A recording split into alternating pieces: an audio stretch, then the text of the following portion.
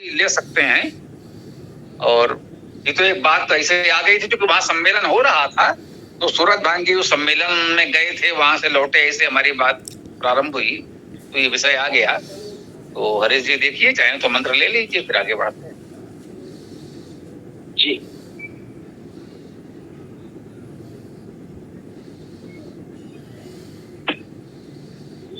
पुरुष ऋग्वेद मंडल 10 सूत्र संख्या 90 मंत्र 11। ओम यत् पुरुषं यदधु कतिभा व्यकल्पयन् मुखं किमस्ति कौ बाहु का उरुपादा उच्यते।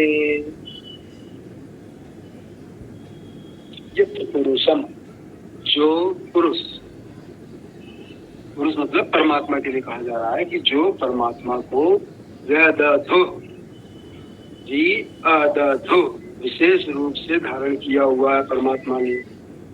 कति था फिर आगे धारण करना, कति किस तरह से कितने प्रकार से धारण किया हुआ है। व्यकल्पयन ही अकल्पयन, जिसकी कल्पना की जा चुकी है, व्यकल्पयन विशेष रूप से कल्पना की गई। मुखम किमस्य, मुख को, किसके मुख को, किमस्य को क्या, बाहु मतलब उसके बाहुएं, भुजाएं, प्रयास, उन्नति, प्रगति आदि। आदा, आदा मतलब पैर, जो हमारे चरण जिनको बोलते हैं, भूषण। उच्चीयते, उच्चीयते कहा जाता है, इसमें धातु अपनी आती है उच्च, मतलब बोलना, कहना, उसके लिए सब इस्तेमाल होता है। जिस पुरुष ने विशेष प्रकार से धारण करते हुए विशेष कल्पनाओं के साथ क्या क्या धारण किया हुआ है, किस किस को धारण किया हुआ है। मुखम किमस, इसके किस मुख को बाहु या उरु, जंघाएं, पादा, पैर कहा जाता है। ये इसका मंत्र का अर्थ होता है। अब इसका भावार्थ पढ़ते हैं। जिस पुरुष अर्थात परमात्मा को विशेष रूप से धारण किया है, कितने प्रकार से इसकी विशेष कल्पना की है, इसका मुख क्या था, क्या बाहु था अर्थात प्रयास, प्रगति, आधार या स्वरूप क्या था, गुरु अर्थात गति, शब्द, विश्वास या आधार क्या था, आद अर्थात चरण, भूषण क्या कहे जाते हैं। परम सत्य तो यही कि परमात्मा का कोई आकार या शरीर है ही नहीं।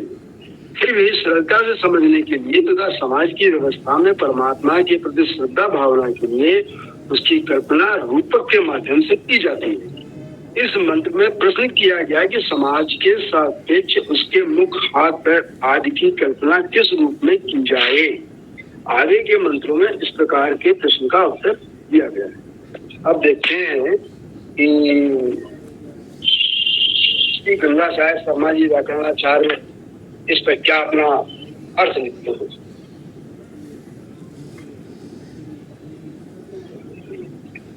वो लिखते हैं मंत्र 10-11।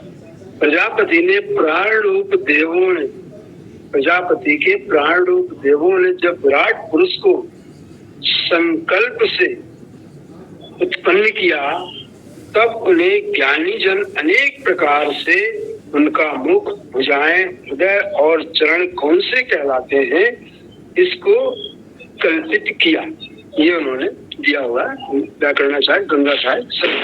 धन्यवाद। अब इसमें ये क्या प्रजापति और कौन, क्या किसने उत्पन्न किया, पुरुष परमेश्वर को उत्पन्न किया, अब ये छोटी बातें क्या कैसे आ गई हैं, वो तो समझ से परे हैं, है ना। स्वाभाविक है, ये बातें मिलावट है, मंत्र में तो नहीं थी। हाँ, कोई शब्द तो उसमें नहीं था, लेकिन उन्हें जाने क्या ये सब जोड़ रखा है। प्रजापति की शुरुआत के प्रजापति के प्राण रूप देवों ने, यहाँ से विराट से और आगे बोल दिया।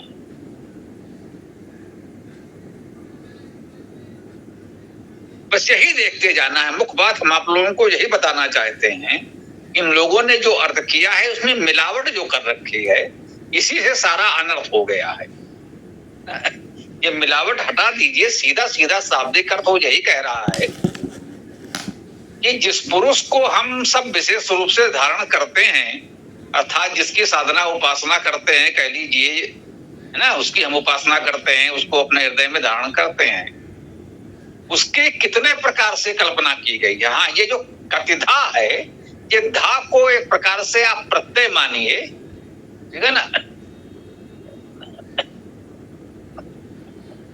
कति का अर्थ है कितने, कतिधा अर्थात कितने प्रकार से।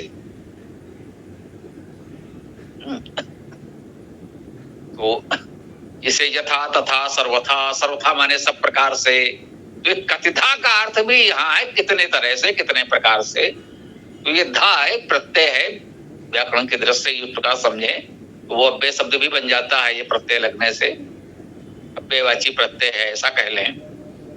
कतिधा का अर्थ है कितने प्रकार से, व्यकल्पयन भी अकल्पयन, कितने प्रकार से विशेष रूप से कल्पना की है।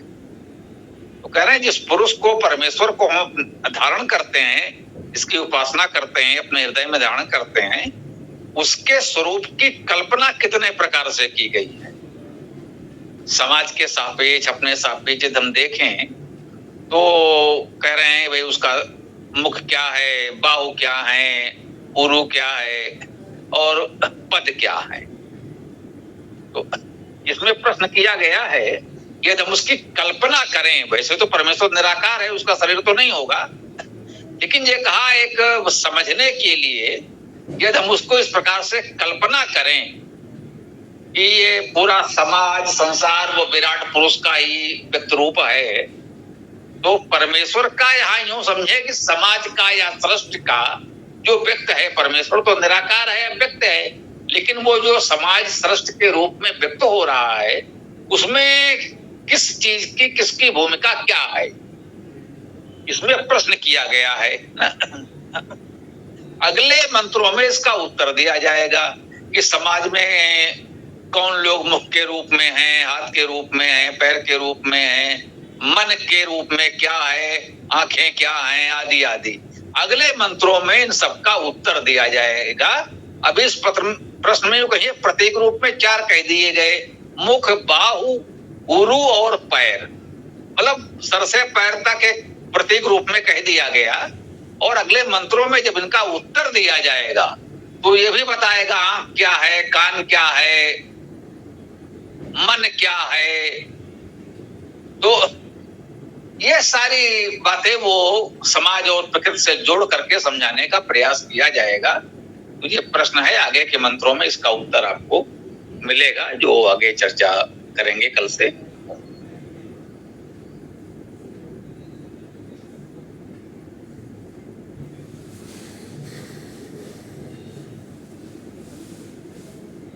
हाँ स्वामी जी, कल अपनी चर्चा चली थी पुनर्जन्म को लेकर के, जिसमें हमने एक चौपाई का उल्लेख किया था कि जो रामचरितमानस में आई है, तो उसका आशय हमारा सिर्फ यही था कि उसके पहले के पूर्ववर्ती ग्रंथों में पुनर्जन्म का स्पष्ट रूप से ऐसा कुछ नहीं मिलता। यद्यपि गीता में जरूर आया भगवान श्री कृष्ण के मुख से, या जो अर्जुन के साथ उनका संवाद हुआ है कि भाई मैं अलग अलग योनियों में गिराता हूँ, डालता हूँ, जो इस तरह के शब्द आए, लेकिन पुनर्जन्म को स्पष्ट नहीं किया उसमें। तो मुझे ऐसा लगता है कि संभवतः है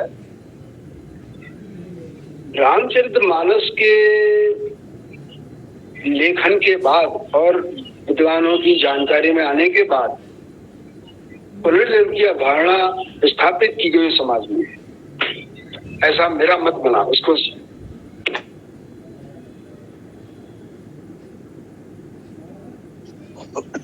देखिए, पुनर्जन्म की अवधारणा जैसा कि हमने कहा भी कि बौद्धों और जैनियों में बहुत प्रबल है, क्योंकि उनका पूरा ढांचा इसी पर निर्भर है।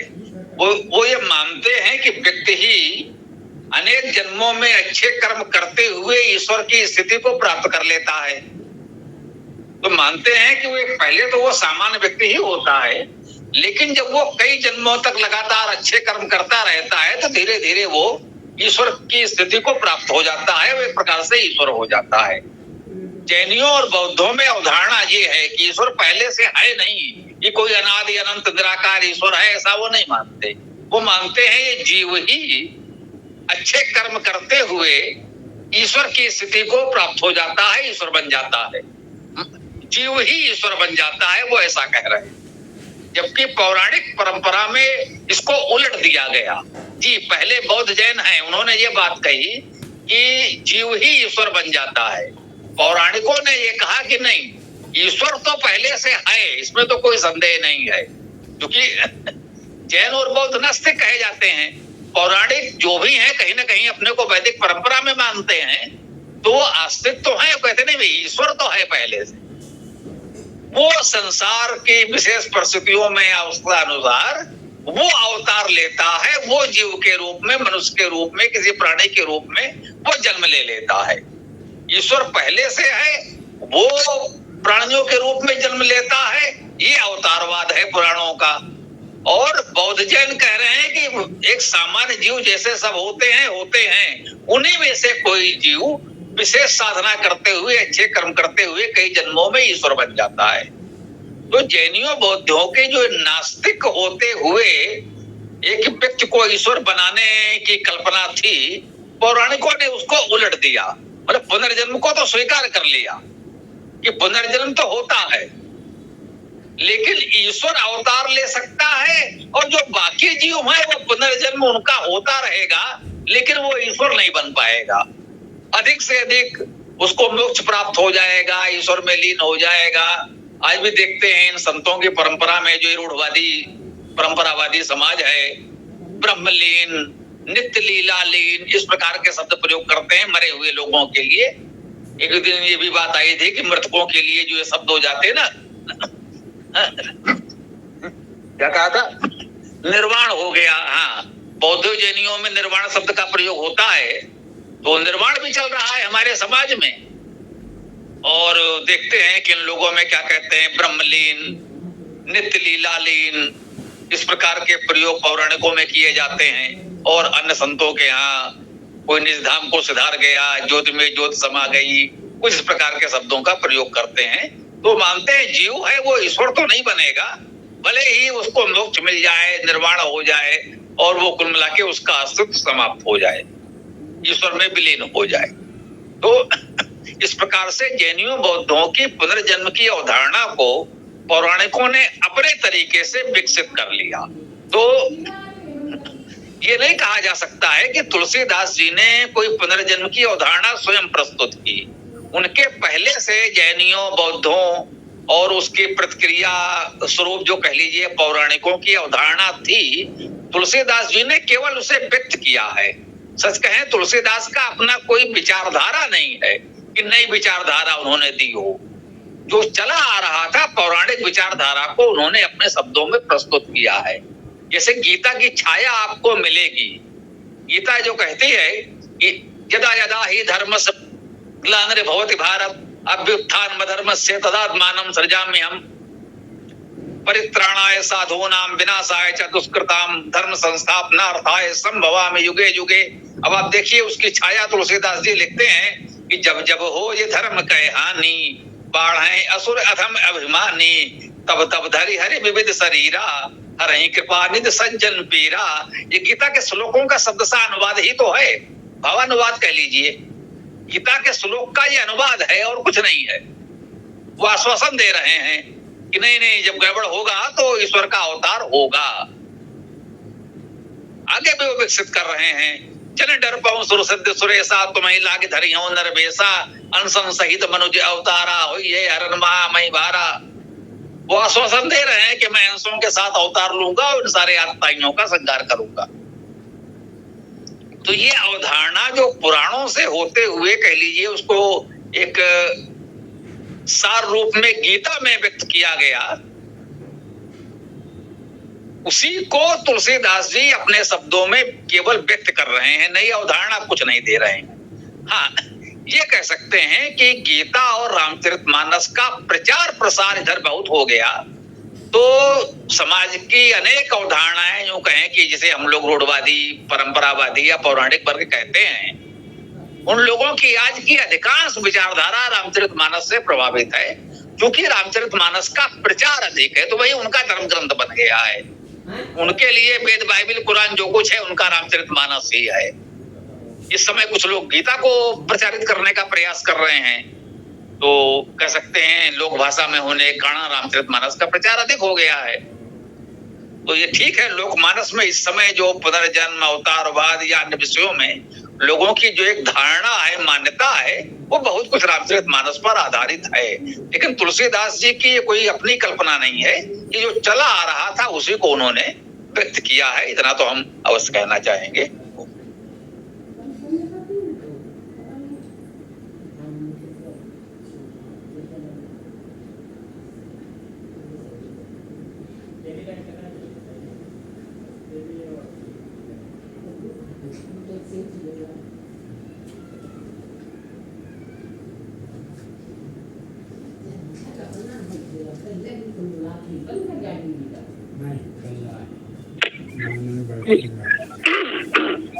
अब जैसे वर्तमान में आज या कल जो भी लोग देवउठी एकादशी मनाएंगे, मनाते भी हैं, तो इसका कोई वैदिक तो तथ्य दिखाई देता नहीं है, सिवाय इसके एक पौराणिक मान्यता की भाई आज जो है भगवान विष्णु अपनी निद्रा से जागेंगे। भाई ईश्वर तो हमेशा ही न सो रहा है न जाग रहा है, जिसकी कोई छाया मूर्ति नहीं है, तो उसके बारे में सब कहना तो एकदम भ्रामकी के कार्य माना जाएगा। तो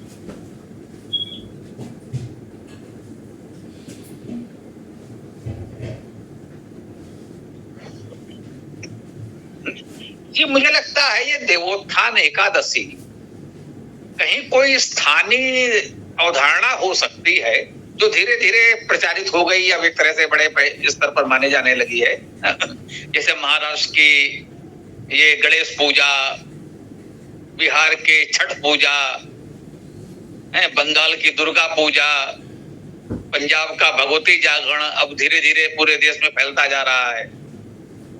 तो ये देवोत्थान एकादशी कहीं कोई स्थानीय अवधारणा लगती है।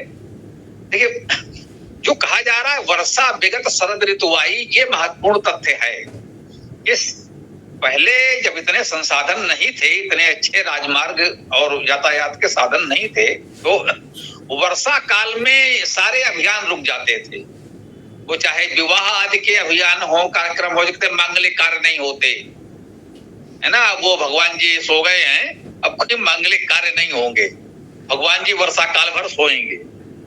तो इसे प्रतीकात्मक माने कि भाई वर्षा काल में अब कोई अभियान, कोई आयोजन आप नहीं कर सकते, वो सब बाधित हो जाएगा।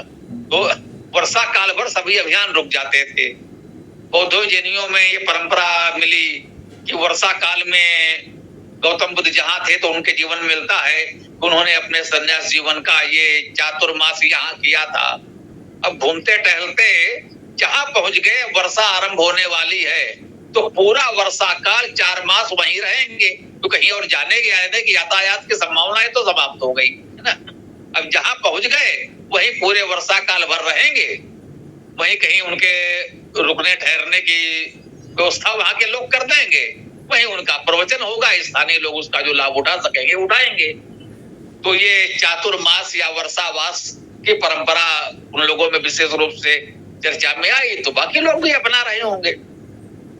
तो उसके पश्चात अभियान आरंभ होता है। जो वर्षा काल बीत जाता है, तब शरद ऋतु में सारे अभियान प्रारंभ होते हैं, मांगलिक कार्य आरंभ होंगे, विवाह आदि होने लगेंगे, है ना। और राजाओं के सैनिक अभियान भी आरंभ हो जाएंगे। अब इसमें 2 अवधारणा है। एक तो जो विजयादशमी हम लोग बनाते हैं, वो क्षत्रिय शस्त्र पूजा करते हैं, एक परंपरा ये है। जो विजयादशमी का पर्व है, राम से उसे कब जोड़ दिया गया वो तो एक अलग विषय है। राम से तो तुलसीदास के बाद ही जोड़ा गया, उसके पहले उसका राम से कोई लेना देना नहीं था, ये तो बिल्कुल निश्चित है। तो लेकिन वो राजाओं, क्षत्रियों, सैनिकों के लिए शस्त्र पूजा का दिवस पहले से था। अब वर्षा ऋतु समाप्त हो रही है, शरद ऋतु आरंभ हो रही है, तो सब लोगों ने अपने हथियार, शस्त्र, अस्त्र शस्त्र निकाले, उसको झाड़ पोंछ करके साफ करो, चलो भाई अब युद्ध का अभियान चलाया जा सकता है। भाई हम स्वयं निकलेंगे युद्ध के अभियान पर, या शत्रु यदि आ जाएगा तो फिर उस सामना करना पड़ेगा। तो विजयादशमी का दिन की भाई वर्षा आरंभ हो गई है, युद्ध की संभावनाएं बन सकती हैं, या तो हम स्वयं जाएंगे या कोई आएगा तो लड़ना पड़ेगा। तो अस्त्र शस्त्र निकाला, उनको झाड़ पोछ करके तैयार किया कि हाँ भाई वो शस्त्र पूजा का दिन था।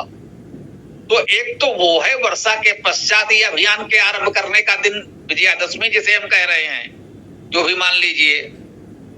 भाई नवरात्र से नवरात्र वैसे भी ऋतुएं मुख्य रूप से चलती हैं। दूसरा ये है देवोत्थान एकादशी। ये देखिए विजयादशमी दीपावली भी हो गई, उसके कुछ समय पश्चात हो रही है। तो मुझे लगता है कि कहीं पर यूं कहिए कि वर्षा काल नवरात्र में या विजयादशमी दशहरे तक नहीं, जैसे इस बार तो वर्षा अभी तक चल रही है लगातार, वो तो खैर विशेष परिस्थिति है। तो कहीं स्थानीय स्तर पर जहां दशहरे तक वर्षा लगातार हो रही है, अभी वर्षा रुकी ही नहीं, तो विजयादशमी पर उनका अभियान आरंभ ही नहीं हो पा रहा है। तो उनको थोड़ा रुकना पड़ा, उनके यहाँ वर्षा के रुकने में कुछ समय लगा। तो वो उसके कुछ समय पश्चात देवोत्थान एकादशी, उनका भाई अब वर्षा रुकी है तो अब हमारे देव जगेंगे, देव उठेंगे। देवोत्थान का क्या अर्थ हुआ? देवों का उठना। अभी तो देव सब शांत सो रहे थे, विश्राम कर रहे थे वर्षा काल में, जो भी हमारे देव गण थे किसी भी रूप में माने आप। तो अब वो देवोत्थान होगा, वो देवगण हमारे जो भी मनीषी, नेतृत्वकर्ता, सैनिक, सेनापति, राजा महाराजा, विद्वान उठेंगे और अब अभियान आरंभ करेंगे। तो देवोत्थान एकादशी से मांगलिक कार्य आरंभ होते हैं। उनकी पौराणिक भाषा परंपरा में यूं कह लीजिए अब भगवान जी सोकर उठे हैं, अब मंगल कार्य हो सकते हैं। अब भगवान जी सो रहे थे, कोई मांगलिक कार्य नहीं हो सकता था। तो भैया विजयादशमी जैसा पर्व आपने मना लिया, दीपावली जैसा पर्व आपने मना लिया, उसमें गणेश लक्ष्मी की पूजा भी कर ली है? आप इस काल में इतने पर्व मना रहे हैं, सारे देवी देवताओं की पूजा भी कर रहे हैं और कह रहे हैं भगवान जी सो रहे हैं, अभी कुछ नहीं, मंगल कार्य अभी आरंभ होंगे। तो इसका सीधा यही समझा जा सकता है कि अब चलना फिरना, आना जाना, आवागमन अब आरंभ होगा। अभी घर बैठे आप चाहे जिसकी पूजा करते रहो, वहां तक तो ठीक है, लेकिन अभियान बाद में चलेगा। हाँ, अभी गणेशोत्सव जो हो रहा है ये भी इसी वर्षा काल में ही तो हुआ, जो अभी आरंभ हुआ है। तो अब इस समय तो सारे के सारे बड़े पर्व आपके इसी वर्षा काल में ही एक प्रकार से लगभग संपन्न हो गए।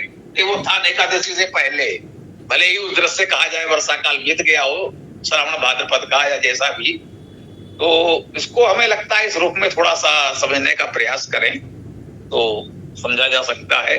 शेष तो परिकल्पनाएं जो उनकी हैं वो तो कल्पनाएं रहेंगी।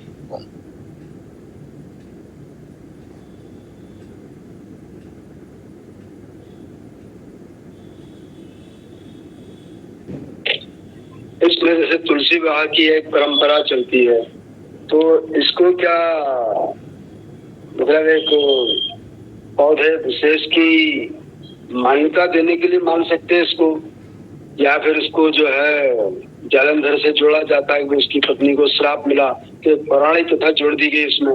तो उसकी पत्नी का नाम वृंदा, तो वो भी तुलसी के लिए एक उपनाम हो गया या पर्यायवाची नाम मिला।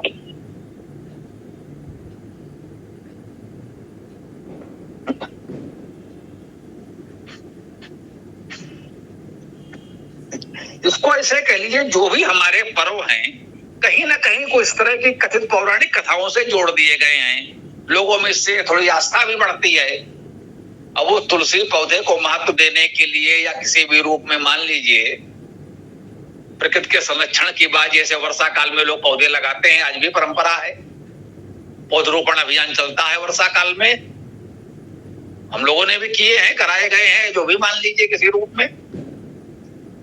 तो अब उसमें एक विशेष रूप से भाई तुलसी एक औषधि पौधा है, घर में लगाया जा सकता है, उसकी अपनी उपयोगिता है, तो होगा कि हाँ भाई थोड़ा सा उसके देखभाल करते रहो। अब वही कह सकते हैं, ये भी पता नहीं कहाँ की स्थानीय परंपरा रही हो, अब कहाँ तक फैल गई है, ये पता करना पड़ेगा। इनमें से कौन से कितने पर्व हैं जो वास्तव में अखिल भारतीय स्तर पर मनाए जा रहे हैं, वो भी पहले से मनाए जा रहे हैं। ये पिछले 100 वर्षों में स्थिति ये है कि जो भी समझिए यातायात के साधन बढ़े, संपर्क बढ़ा, सूचना माध्यम बढ़े, तो बहुत से स्थानीय पर्व जो अभी कुछ क्षेत्र में, बहुत छोटे क्षेत्र में सीमित थे, अब वो अखिल भारतीय स्तर पर मनाए जाने लगे। हमको, आपको जो पर्याप्त आयु के लोग हैं, आप अनुभव कीजिए, ये छठ का पर्व ही क्या हम लोगों के बचपन में कहीं इधर होता था? बिहार में होता होगा। जहां तक मुझे ध्यान आ रहा है कि ये लालू जी मुख्यमंत्री थे या फिर केंद्रीय मंत्री भी रहे, क्योंकि बिहार का ये बड़ा पर्व है। अब वो इतने प्रभावशाली नेता थे, मुख्यमंत्री थे, केंद्र में भी प्रभावशाली रेल मंत्री रहे, अंतरराष्ट्रीय सम्मान भी उनको मिला उस समय। अब वो एक परंपरा के रूप में छठ पर घाट पर जाकर के पूजा कर रहे हैं। अब उसके चित्र आ रहे हैं पूरे देश में, समाचार पत्रों में, उसके बाद फिर ये दूरदर्शन आदि के माध्यम से, तो पूरे देश को पता चला कि हाँ, छठ पर्व भी कुछ होता है, ये महत्वपूर्ण पर्व है। अब बिहार का एक नेता राष्ट्रीय स्तर पर पहचान बनाने लगा और वो छठ पर पूजा करने लगा। भाई, उसकी परंपरा थी, नेता कर रहा है तो फिर उसका प्रचार प्रसार भी होगा।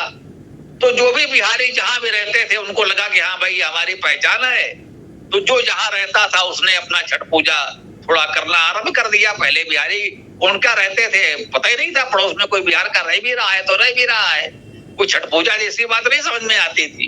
ये उसके पश्चात ही हमने देखा है, हमारे यहाँ भी वो छठ पर्व धूमधाम से मनाया जाने लगा। उसके लिए विशेष तैयारियां होने लगी, नहर के किनारे घाट बनाए जा रहे हैं, पार्कों में पानी भरा जा रहा है, घाट उस तरह बनाए जा रहे हैं पूजा के लिए, कहीं उस तरह की छोटे से तालाब आदि की व्यवस्था की जा रही है, केवल तात्कालिक पर्व के लिए ही सही।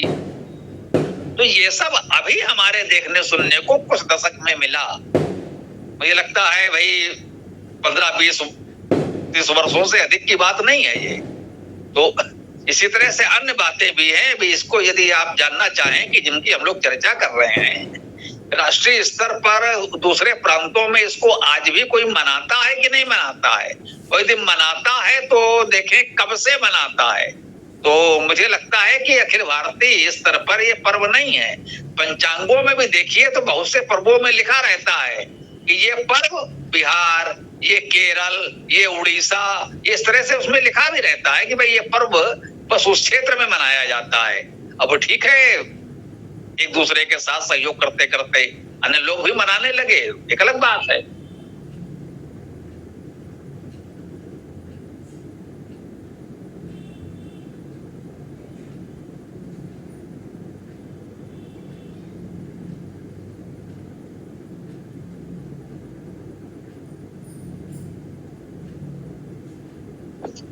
तो ठीक है, फिर समापन भी किया जा सकता है। कोई विशेष बात हो तो बताएं या फिर समापन कर लें। देखें हरीश जी। हाँ, यदि कोई और अपना प्रश्न, कोई अगली बात बताना चाहे तो आगे आए, बात रखें।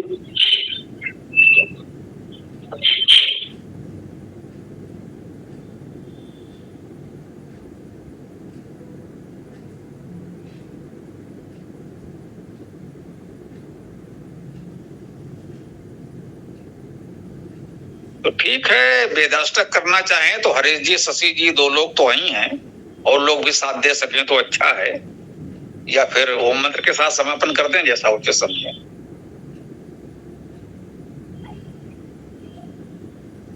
संभवतः किसी के मन में कोई सनातन धर्म से संबंधित, अपनी सामाजिक परंपरा और रीति रिवाज से संबंधित कोई प्रश्न हो तो प्रस्तुत करें, ताकि इस पर विचार किया जाए।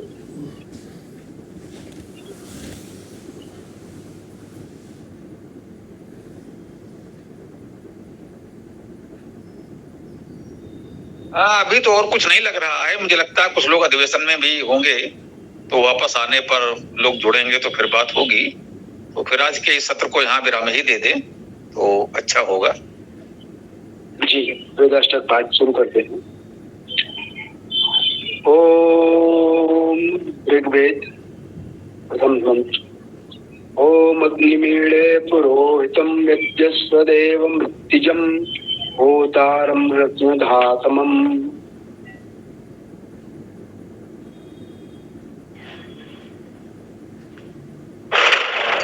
ओम समानीव आकुति समाना हृदयानिव समानम अस्तु वो मना यथा व सुसा असति। सामवेद प्रथम मंत्र। ओम अग्ने आयाहि भीतये गृहाणो हव्य दातये विभूता सत्स्य बर्हिषि।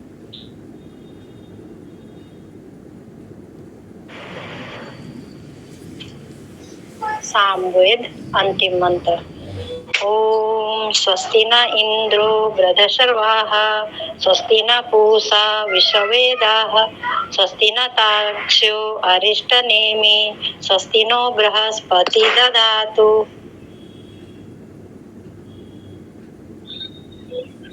अथर्ववेद प्रथम मंत्र। ओम ये त्रिशक्ता परयन्ति विश्वारूपाणि विभ्रतः वाचस्पति बलातेषां इंद्रो अस्य दधातु मे।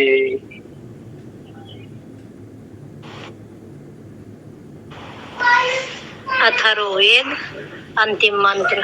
ओम पनायम तत् अश्विना कृतं वाम वृषभो दिपो रजसः पृथिव्यः सहस्त्रम संसा उतये गविष्टो सर्वान् इत्तान् उपयाता पिबध्य।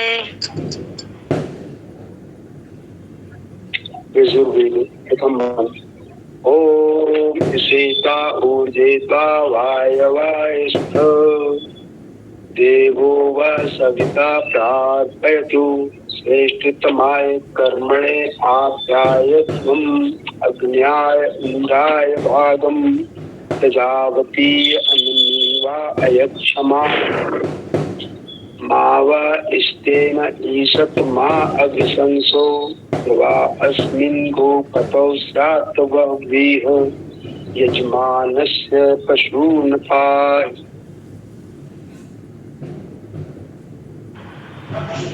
यजुर्वेद अंतिम मंत्र। ओम हिरण्मयेन पात्रेण सत्यस्य अपहितं मुखं यो असो आदित्ये पुरुषः सो असो अहम्। ओम खम ब्रह्म। ओम सभी को सादर नमस्ते। ओम। तो इस सुंदर वेदाष्टक पाठ के साथ आज के सत्र को विराम देते हैं। कल हम लोग इस गोष्ठी में पुनः मिलते हैं। ओम नमस्ते। ओम खम ब्रह्म।